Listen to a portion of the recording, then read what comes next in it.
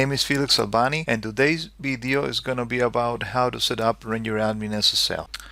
So what topics are we going to cover? We're going to go over overall steps involved. We're going to see the architecture diagram for non-SSL and SSL configuration and see what the main differences are. We will also see what are the configuration steps involved, and just a single slide to cover some troubleshooting tips.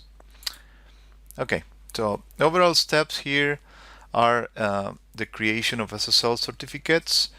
On this video we will do a self-signed certificate creation, but you could also opt for CA signed certificate creation as well.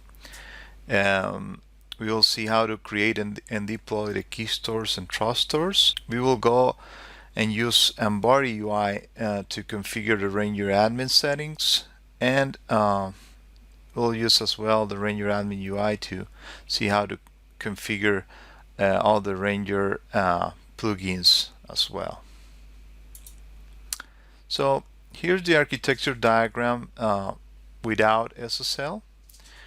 So one of the things to highlight here is that the Ranger admin UI by default is listening on HTTP port 6080, and within the same Ranger admin UI there is a REST policy download REST API exposed to which each of the Ranger plugin services are gonna request using the request method get to download the policies to a local disk policy cache.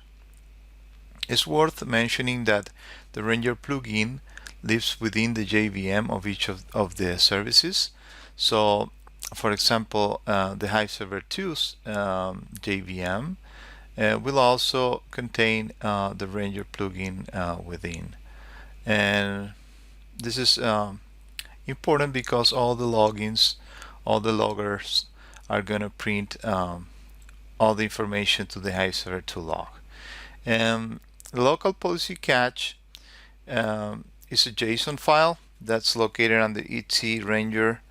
You can see the cluster name underscore the service name policy cache.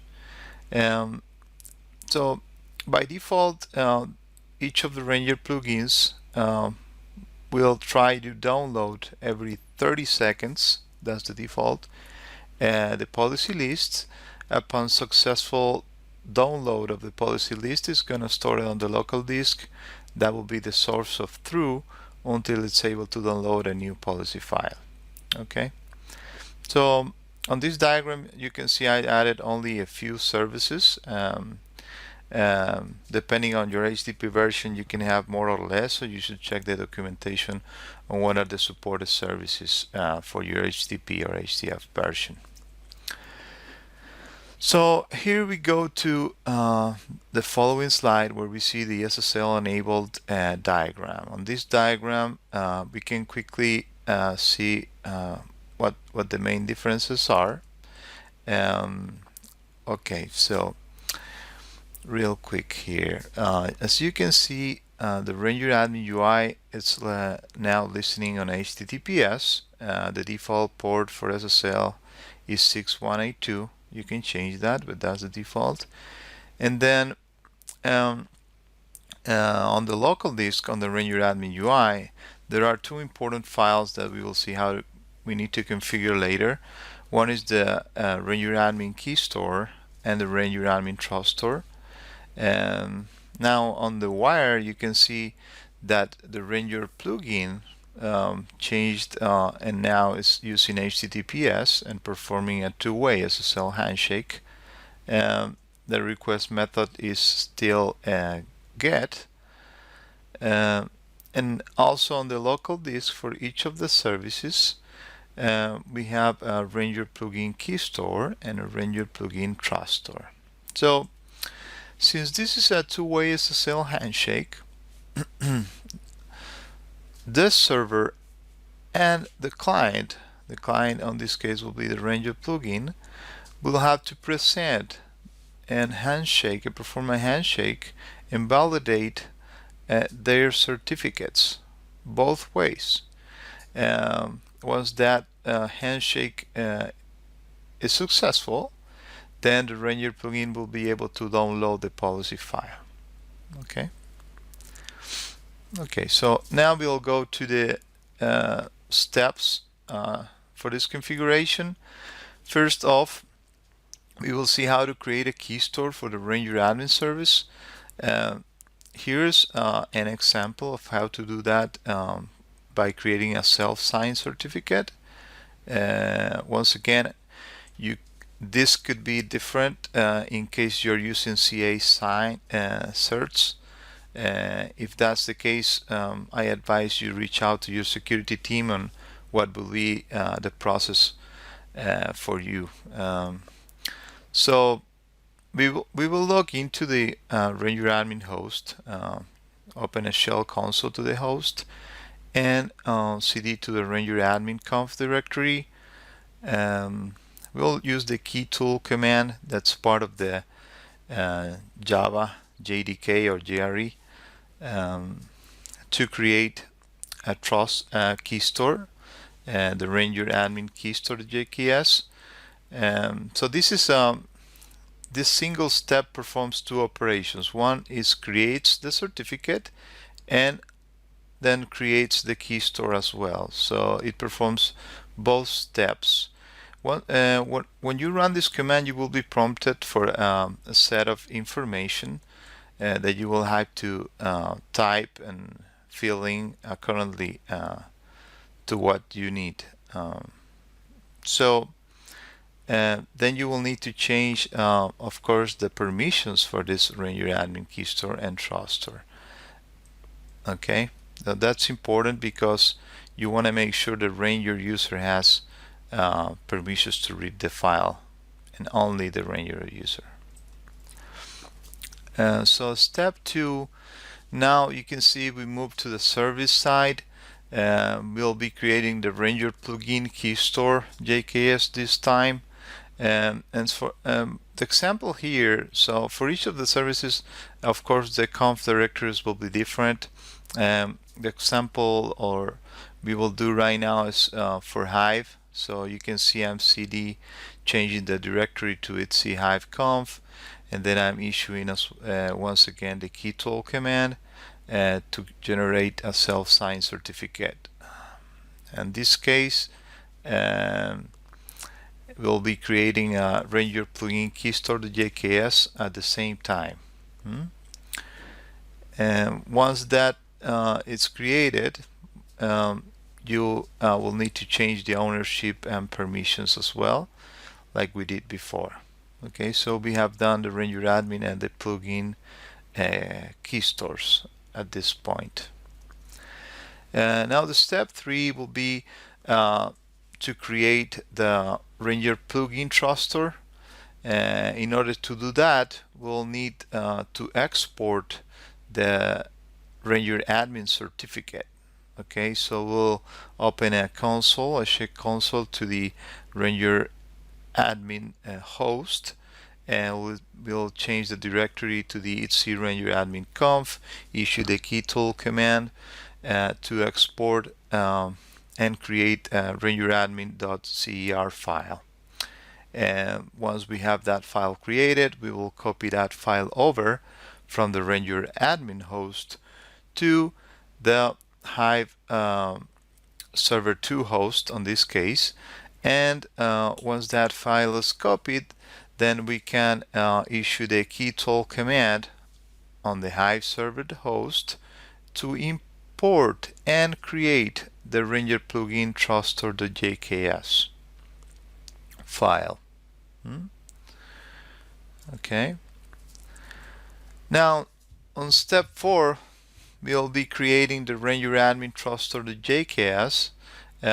This will be similar to the previous steps, but the other way around. On this case, we'll be exporting the Ranger plugin certificate from the Ranger plugin keystore.jks, and we'll be creating a Ranger plugin.cer file, and then we'll be copying that file from the Hive server to host to the Ranger admin host. Once we have that file copied, we can issue the keytool command again to import that CER file, and at the same time create the Ranger admin truststore.jks if it doesn't exist. Okay, so at this point, we'll have that Ranger admin truststore.jks created. If you have more services apart from Hive, let's say you have the HDFS service, you will have to repeat this step 3 and 4 for all these services that you have. So the Ranger admin truststore.jks will end up having not only the certificate for the Hive, but also the certificate for the HDFS and the certificate for Yarn and so on for all the rest of the services. Okay, so now we'll be configuring the Ranger admin truststore. So this is a configuration that we'll be doing on the Ranger admin host. We'll have to change the Ranger admin services.sh script so that whenever the Ranger is started, it takes the configuration for the location and password of your truststore JKS. Without this, the Ranger admin won't have access to this truststore. So if you don't add this, this is important to be added. Otherwise, you will run into certificate unknown issues later on.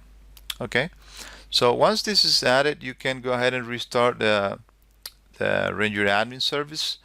It is good advice to make a backup of that file before you make any changes, just in case there is a typo or something happens.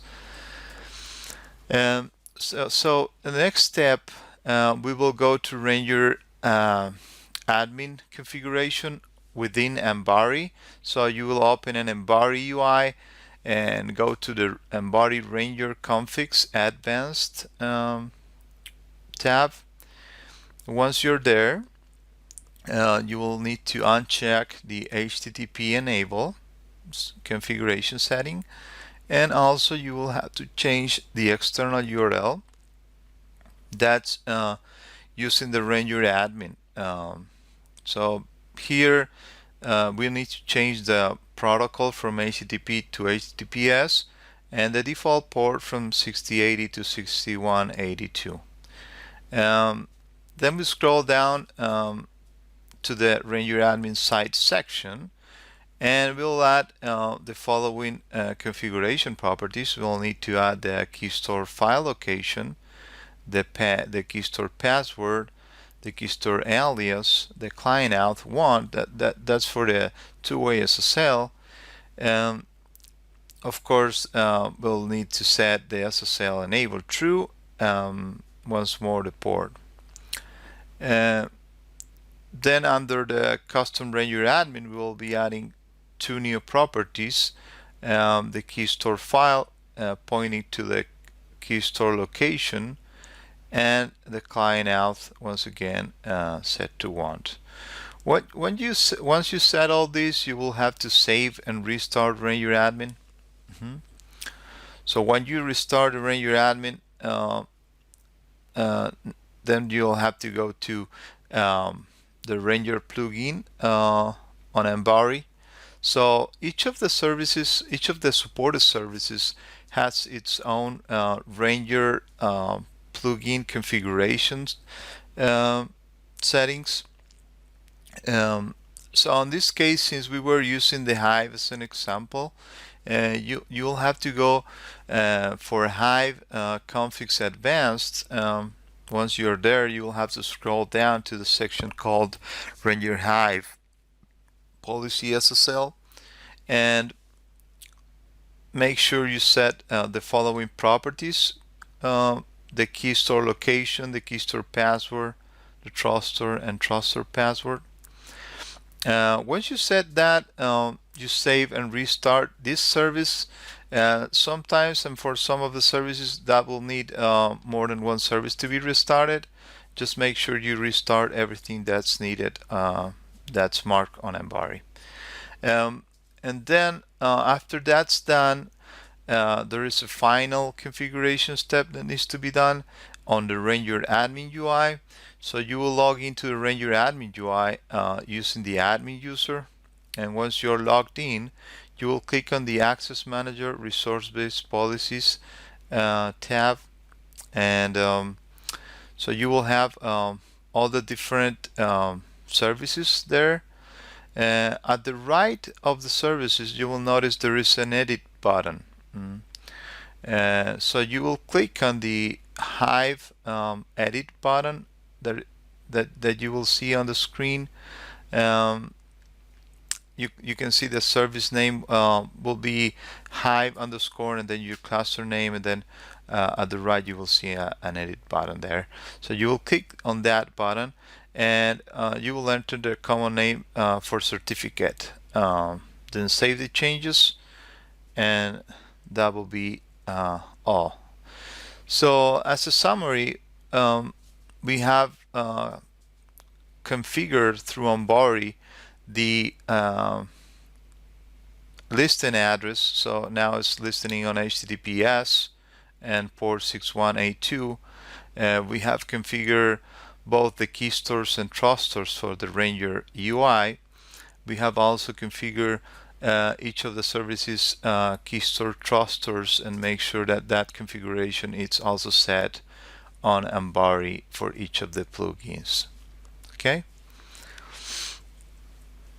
so just a quick slide on how to troubleshoot in case there is any issue. I found that the easiest way to check if Ranger plugin enable service is downloading the policies is to log into the Ranger admin UI and go to the Audit tab, and then Plugins tab, and you will see a list of entries. And so upon a successful download of a policy, you will see an entry for the plugin in question. So if, for example, the Hive plugin was able to download a policy after the SSL configuration, you will see an entry with the time and the name of the service there. It's also good to make a change if you want to see whether or not it's actually downloading the new version of a policy or not. So you will go and modify a policy, make a small change, and go back to the Audit Plugins tab and see. Just wait. Sometimes it takes 30 seconds, or maybe a little bit more, to see the entry appearing. If it doesn't appear, then you'll know there is a problem with that plugin, and the next step is will be to go and check the logs, right? So the locations for the logs will be, in case of the Ranger admin, you'll have to check the exit portal log and the access log, and then in the case you want to check the logs for the Ranger plugins enabled services, you'll have to check the service logs. Service logs are different, like depend on which service we're talking about. For Hive Server 2, you can check, for example, the var log Hive Server 2 log, but then for the let's say we're talking about the name node, that will be under var log Hadoop HDFS and then the name node log. So each service has its own log. You need to know which log to check. And then for the in case you want to enable debug on the plugin side, you can add the following logger that will put in more useful information in case there is nothing really helping out with what is printed on the logs already. All right, thanks for watching the video.